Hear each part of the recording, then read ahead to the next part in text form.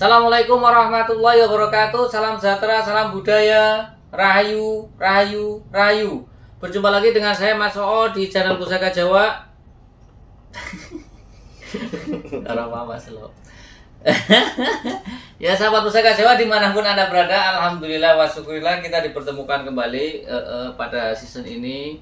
Mudah-mudahan Allah Subhanahu wa taala memberikan keadaan yang terbaik pada kita semua. Dohiron wal batinan. Sahabat Pusaka Jawa dimanapun Anda berada, semoga dalam keadaan terbaik dalam lindungan Allah Subhanahu wa taala. Dijauhkan dari segala macam mara bahaya baik dohir maupun batin, dijauhkan dari segala macam musibah, musibah banjir, angin topan, gempa bumi maupun musibah-musibah yang lain tidak bisa saya sebutkan secara rinci. Sahabat Pusaka Jawa dimanapun Anda berada, ya, salawat salam semoga selalu tercurah kepada junjungan Nabi besar kita Nabi Muhammad SAW beserta keluarganya, sahabatnya serta pengikutnya ila yaumil akhir. Semoga Allah Subhanahu wa taala memberikan hidayah inayahnya kepada kita sampai kita sebagai umat muslim, saya dan Mas Alif itu bisa menjalankan syariatnya secara baik. Ya, bicara hakikat itu tingkatan seperti itu, tapi syariat dulu lah ya, aja bolong-bolong wis 5 waktu saya gitu ya. Mudah-mudahan dengan bisa menjalankan ibadah yang 5 waktu tepat waktu ataupun tidak bolong-bolong, Allah berikan keriduannya ya. Dan ketika kita menjelang ajal kita bisa mendapatkan predikat sebagai hamba-hamba yang husnul khotimah. Sahabat Pusaka Jawa dimanapun Anda berada, sahabat Pusaka Jawa yang sedang sakit, semoga Allah angkat penyakitnya, diberikan kesehatan, kesembuhan, serta diberikan ganjaran berupa pahala. Karena telah sabar dalam menjadi cobaan berupa sakit. Sahabat Pusaka Jawa yang sedang terpuruk ekonominya, semoga Allah bukakan keran rezekinya lebar-lebar dan mendapatkan rezeki yang berkah berlimpah sampai ke anak cucu. Tidak cuma sahabat Pusaka Jawa, teman-teman handai tolan sahabat Pusaka Jawa pun saya doakan hal yang sedemikian rupa. Ya alhamdulillah wa syukurillah pada siang hari ini Mas Alif Allah berikan ridhonya sehingga sampai hadir di sini ya, karena memang Mas Alif waktunya susah ya, karena beliau mempunyai satu kewajiban yang memang 24 jam harus standby. Nah sahabat Pusaka Jawa, kali ini saya akan membawa satu bilah pusaka berdapur keris lurus yang dulu banyak dipakai oleh golongan ningrat kelasnya bupati. Dapur ini yaitu dapur keris Mahesa Lajer atau Kebo Lajer ya. Tuah atau angsa dari nama Kebo Lajer yaitu hendaknya kita sebagai manusia meniru karakter kerbau, dalam arti bukan harus jadi kerbau, tapi lebih kepada makna filosofinya. Kerbau itu dalam bekerja tidak mengenal musim. Musim kemarau ikut bajak-bajak, musim hujan pun tetap jalan. Kemudian dia secara fisiknya kuat, benar nggak? Ya. Kerbau itu kuat. Kemudian dia mempunyai karakter ulet, penurut. Kenapa ulet? Sawah 1 hektar pun walaupun dia pelan tetap dikerjakan, dibajak. Ya, kemudian penurut, ditarik majikannya ke sana kemari pun itu. Makna filosofinya kita sebagai manusia hendaknya kerja dulu baru minta bayaran. Jangan protes, kakin protes, jangan banyak omong tapi nggak banyak bekerja. Artinya banyak bekerja sedikit bicara. Ya bener nggak Mas ya? Seperti itu. Silahkan Mas, tak ambil bilah pusakanya ya. Bismillahirrahmanirrahim. Sahabat Pusaka Jawa, bilah pusakanya cukup sepuh ya. Ya, ini bilah pusakanya cukup sepuh sahabat Pusaka Jawa. Ya, jadi mudah-mudahan Mas Alif bisa bicara. Ini pamornya juga pamor, ikutnya pamor apa ini ya? Bentar. Ini saya katakan karena di sini garis-garis tapi banyak-banyak terpotong. Berarti ini kayak banyu mili ya. Ikutnya pamor banyu mili atau orang bilang toya mili. Banyu kan toya mili. Kemudian atau ilining warih. Berarti silakan Mas ditayu, mudah-mudahan. Apakah cuma energi saja? Saya lebih senang mudah-mudahan Allah berikan kemudahan ada nilai sejarahnya. Karena tiap pusaka Kebo Lajernya sama, tapi ada yang membedakan. Kalau ada cerita sejarahnya itu akan mempunyai nilai plus terhadap pusaka itu sendiri. Seperti kayak kemarin yang tentang Ron Andong yang pernah melawan VOC di Batavia, dia di Kerawang dipegang oleh saudagar. Yang kemarin oleh Sabdo Palon yang kecewa terhadap Sabdo Palon. Satu lagi yang Tombak yang Ki Gede Welas yang hari ini saya upload seperti itu. Silakan. Sudah di ini apa belum? Silakan, Mas. Energinya ini nggak rata. Oke, energinya nggak rata. Maksudnya nggak rata bagaimana, Mas? Nggak merata kayak yang sudah biasanya kan energi ada yang full, ada yang full. Kalau ini nggak merata, pusat di ini di dari pucukan bilah nyampe segini, sampai sekitar lebih dari 10 cm ya, lebih dari 10 cm, 15 cm ya. Jangan dipegang. Kenapa itu? Kenapa tidak boleh dipegang? Karena ini mengandung banyak racun hewan yang mematikan. Alasannya kenapa ada racun hewan mematikan bagaimana? Coba Mas ditelisik. Ini tetangga sebelahnya ini ya. Oh iya, silakan ngobrollah dengan tetangga sebelah, karena tetangga sebelah yang lebih lama menghuni. Langsung ya, setengah nantang, setengah apa ya. Kalau di sini berarti kita baru datang belum langsung apa? Kowe meh apa? Aku. Langsung sebut nama. Aku Brajamusti. Ngeri kali. Jagoan kayaknya, Mas. Iya betul. Ini pemegangnya seorang Jawara. Dulunya. Oh siap. Namanya saja khodamnya Brajamusti, kayak nama amalan sahabat Pusaka Jawa. Kenapa ini apa namanya ini ada jangan dipegang. Ini dulu ini digunakan untuk bertarung nih. Siap. Langsung. Siap buat bertarung. Nah, dulunya ini di seputar minis antara pucuk nyampe ke sini 20 cm ya atau 15 cm racun dari hewan-hewan berbisa. Ular, kalajengking. Sering buat tarung. Jadi nggak harus buat nusuk, tinggal ditempel nyampe luka aja masuk selesai. Siap. Ngeri ya. Jadi memang dulu senjata orang dulu sebelum ada sianida, kopi sianida mungkin pakainya ini. Mungkin pakainya ini ya. Toh nyatanya juga racun-racun yang sekarang masih pakai hewan berbisa kok. Selain bahan kimia ya. Pakai ular tetesin sudah selesai mati. Kalau dengan bahasa Lebon beda lagi. Ini karena dia dipakai seorang Jawara, iya, lebih dominan untuk kepentingan pribadi. Arahnya. Terus? Nah, misal ini, dia terkesan ikut ke suatu wilayah. Kalau zaman dulu berarti wilayah kerajaan. Coba kerajaan mana ini, Mas? Karena dia seorang Jawara. Coba ditelisik dulu. Cirebon pernah, terus? Jawa pernah. Jawanya Jawa mana nih? Era Pangeran Sambernyawa. Pangeran Sambernyawa itu hidup. Pangeran Sambernyawa adalah pendiri Mangkunegaran, ya. Karena di Solo itu bagi menjadi berapa? Ada Mangkunegaran, Solo, Jogja. Itu pada tahun 1000 Sambernyawa, nama kecilnya adalah kalau tidak salah sahabat Pusaka Jawa Raden Said ya, Raden Mas Said. Kemudian lahir 1725, meninggal 1795, berarti pada tahun segitu. Cukup sepuh. Kalau dipikir sekarang dibikin tahun 1700-an ya. Ya sekarang udah 2000 ya, sekitar mau 300 tahun sahabat Pusaka. Cukup sepuh. Terus apalagi Mas yang bisa diambil?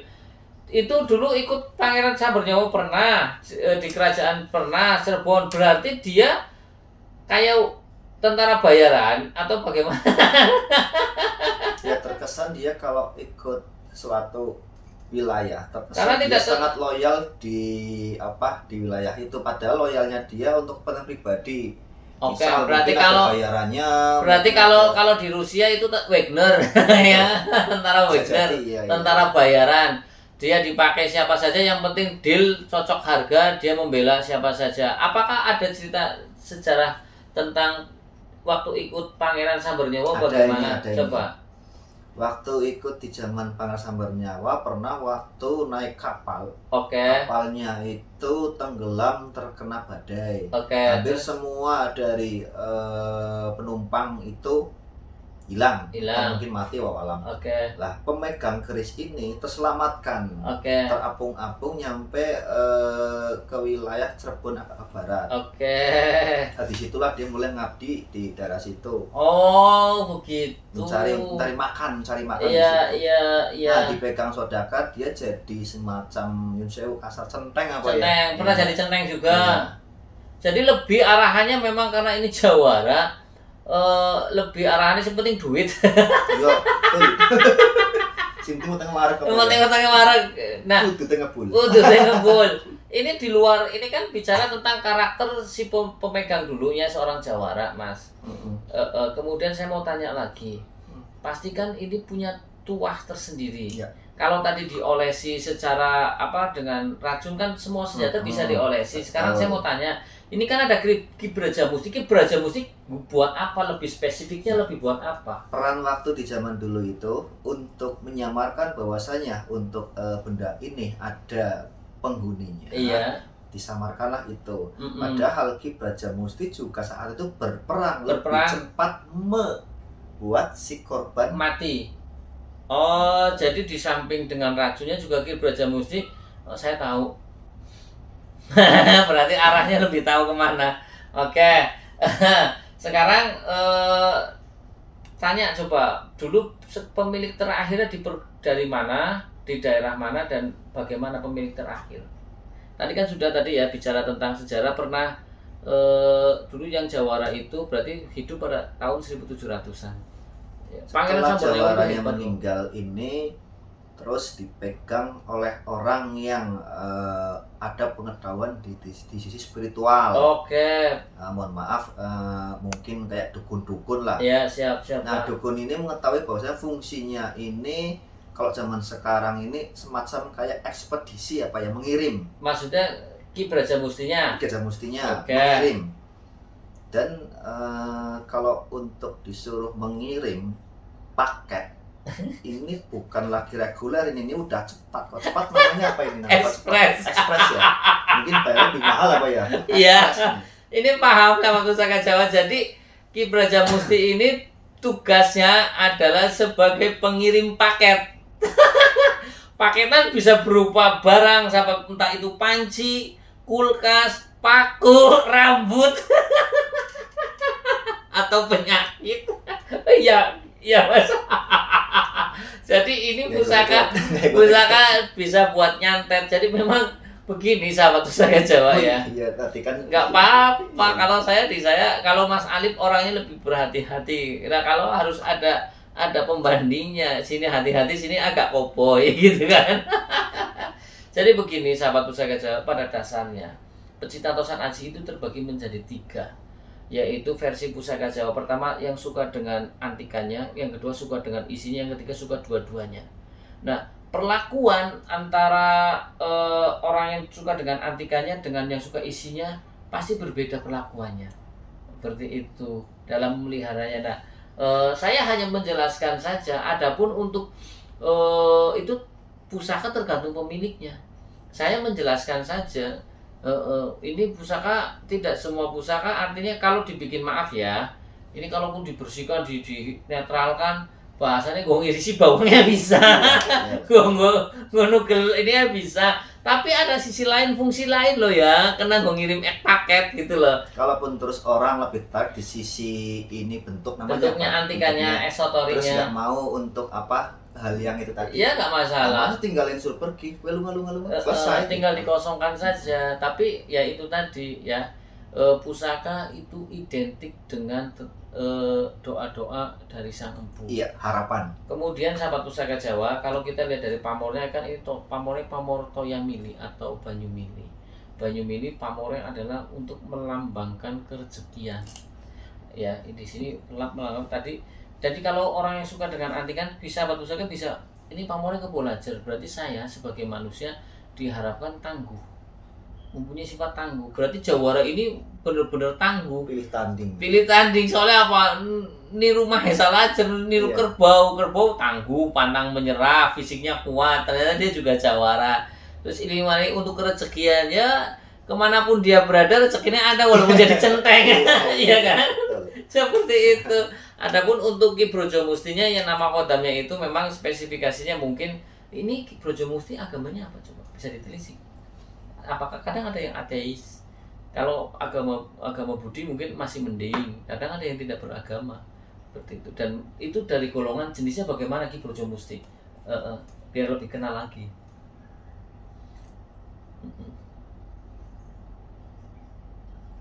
Dia nggak mau ngomong tentang agama, fisiknya, atau nggak mau ngomong tentang aliran kepercayaan. Dia nggak mau ngomong. Fisiknya bentuknya seperti apa? Apa ya, dia nggak nyaman kalau ngobrol itu.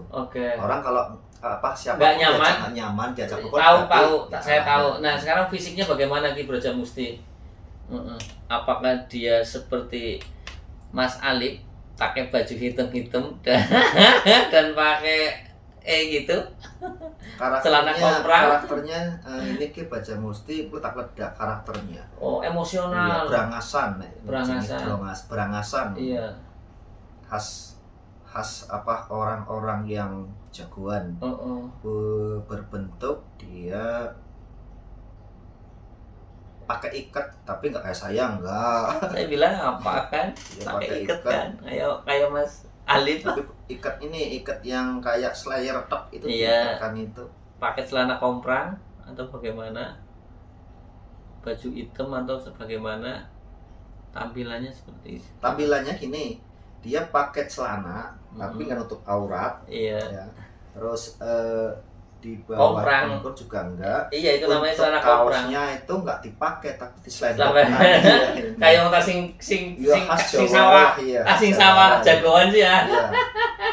Iya kan? Ya, kalanya kalau misalkan dia ngobrol bentar ya gini.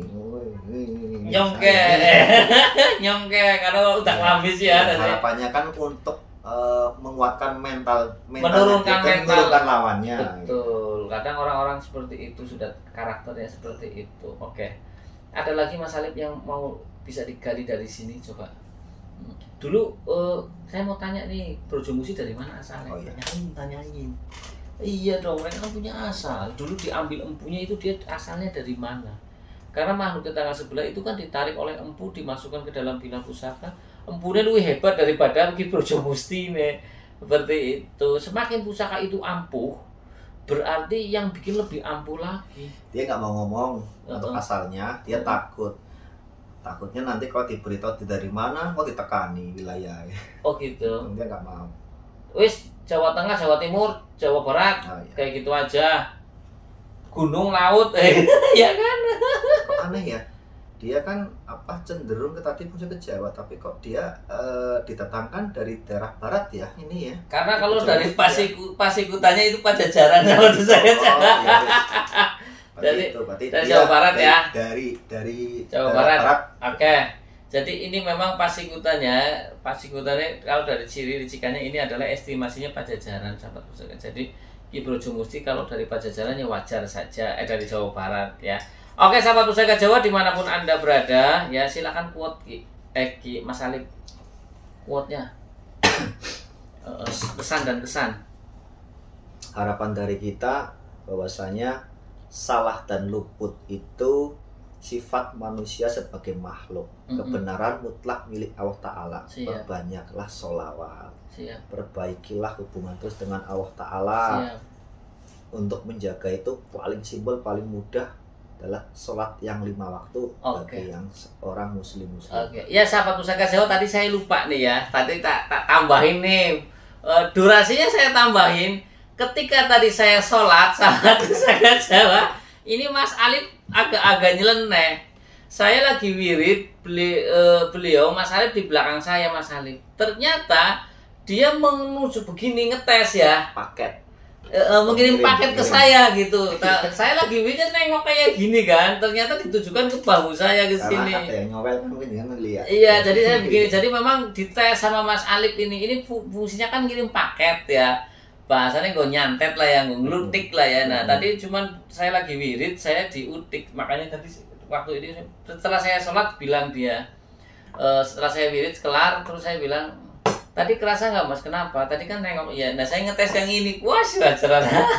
Ya nggak apa-apa, namanya itu bercanda bukan serius. Buat hiburan aja. Buat hiburan saja seperti itu. Jadi memang tadi kan ditanyain Ki Brajamusti buat kirim paket, coba tak tes coba. Artinya kalau kirim paket kan ketika ditujukan di senjata itu bisa berfungsi ketika si pemilik itu tahu cara menggunakannya. Bener nggak Mas? Betul. Punya pistol tapi ternyata pistol itu dikunci ya baru bisa nembak. Orang betul peluru nih.